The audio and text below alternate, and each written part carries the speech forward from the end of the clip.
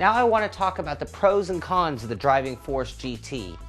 For today, I think I'm going to start things off with the cons. Yep, the pedals, adequate but the worst feature of the Driving Force GT, and no clutch. Next would be the buttons. They are straight out of a PlayStation controller. They look it and feel it. Also, the paddle shifter buttons are just buttons. Some quality levers would be nice. And the buttons that don't work are a little frustrating, but phooey on me for using a PlayStation wheel. I hope and would expect that Logitech might someday support this wheel for the PC like they did the DFP. Now, onto the pros. Great force feedback, right there with the best of them. And bigger is better. They upgraded it to an 11-inch wheel, and that is a great bonus. Much more comfortable. And it's PlayStation compatible. I love the idea of plugging my PC wheel into my PlayStation.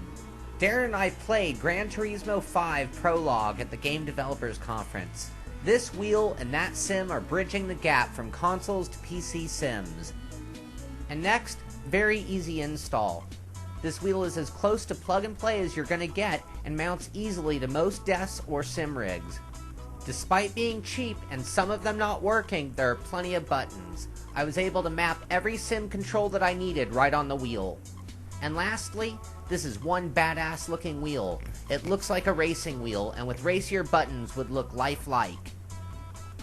Now very quickly I'd like to go through the scores for the Logitech Driving Force GT. In construction and durability, it scores an 86. In mounting and installation, a 92.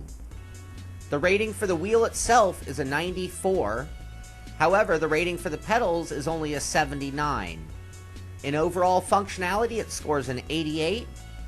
And with a cost of $149.95, it scores a 92 in price, giving the Logitech Driving Force GT an overall score of 88.5. This wheel's blown me away. It's one of the best I've ever used. I'd put it up against the G25 right now, and some would prefer it. So much so that living with the pedals is a worthy alternative. But for those of you looking for everything, taking this wheel and putting it with a set of high-end pedals could prove to be a deadly combination. Alright, well that's my review of the Logitech Driving Force GT. I want to thank you for watching. I'm Sean Cole for SRT. I'll see you on the track.